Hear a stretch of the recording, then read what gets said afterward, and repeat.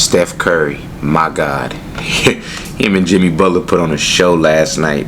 They willed their team to beat the 8th-seeded Grizzlies, setting up a matchup between them and the 2nd-seeded Rockets.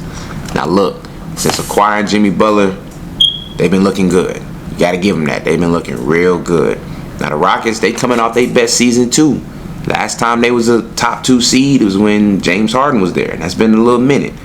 So I can't fully count out the Rockets, but what I can say is last night really showed me that experience may play a big part in this playoff. Steph Curry, he's a 4-time champion. He's a league MVP, 2-time league MVP. He's a finals MVP. He knows what it is. Jimmy Butler, been to the finals twice. Led his team to the finals twice. They weren't supposed to be there, but playoff Jimmy is for real. But these Rockets, man, hold on. We can't sleep on the Rockets and Jalen Green and Alfred Şengün. They've been playing good. They the 2nd seed for a reason. And although Golden State may have that experience, I think Houston got that hunger. Amen Thompson, he's emerging as one of the best 2-way stars in the league. Fred VanVleet, he's got some experience on his belt. He's won a championship. So without further ado, let's get straight into this video and let me give y'all my full breakdown on who will win this series, how they will win this series, and how many games.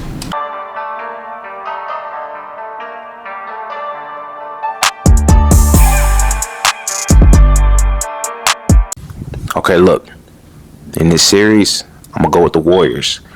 Okay, last night against the Grizzlies, I think really showed me why Steph Curry is in a lot of people's top 10 now, top 3 point guard.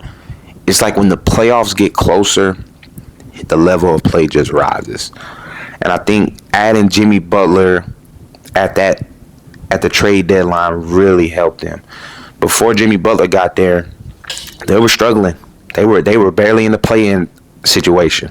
We saw on First Take, we saw on Get Up, we saw on all those shows. They were talking about, do you trade Draymond after this season? Do you rebuild? Like, the Warriors were in shambles. And rightfully so. They weren't playing good because they relied too much on Steph Curry. Before Jimmy Butler, their offensive rating was 18. Their defensive rating was 10. You add Jimmy Butler, your defensive rating goes up to number 1, and your offensive rating goes up to number 5 because you've taken that load off Steph Curry's shoulders. Now that I have Jimmy Butler. And last night just proved it. Jimmy Butler had 38 points, 12 of 20, got to the free throw line, getting other players involved. What y'all don't understand is when Jimmy Butler drives, he's bringing people with him. He's able to play. He's able to play make. He's able to facilitate. And he's able to get open shots for Steph Curry. It's another facilitator on the floor besides Draymond Green. And that's just getting Curry open shots. Now, I'm interested to see at this stage in his career, how will Steph Curry handle a 7-game series? I think now that you have a Jimmy Butler, it takes the load off of him so much. Because this isn't just a role player that they traded for. Like, this is a star. Like, he had the Heat in the finals twice in his tenure there. And he's beaten some very good teams in the Eastern Conference. And let's just say, Bam Adebayo is a great player. He's an Olympian. He's an all-star. He's the Heat's best player.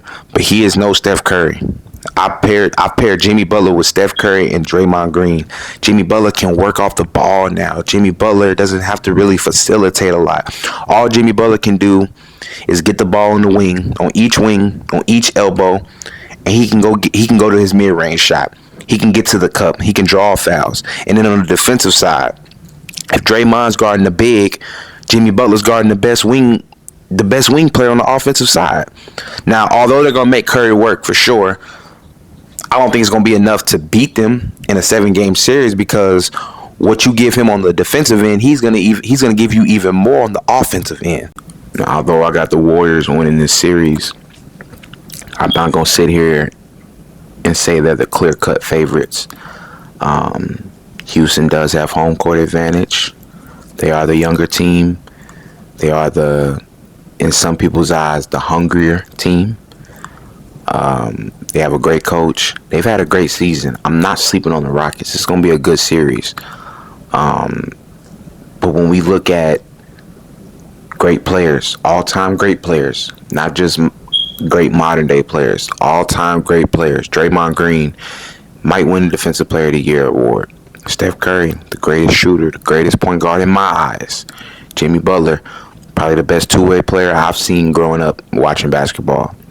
That Steve Kerr, top three greatest coaches of all time. I'm sorry, y'all, for all Houston fans, and I'm from Dallas, I'm from Texas, but for all Houston fans, don't hate me.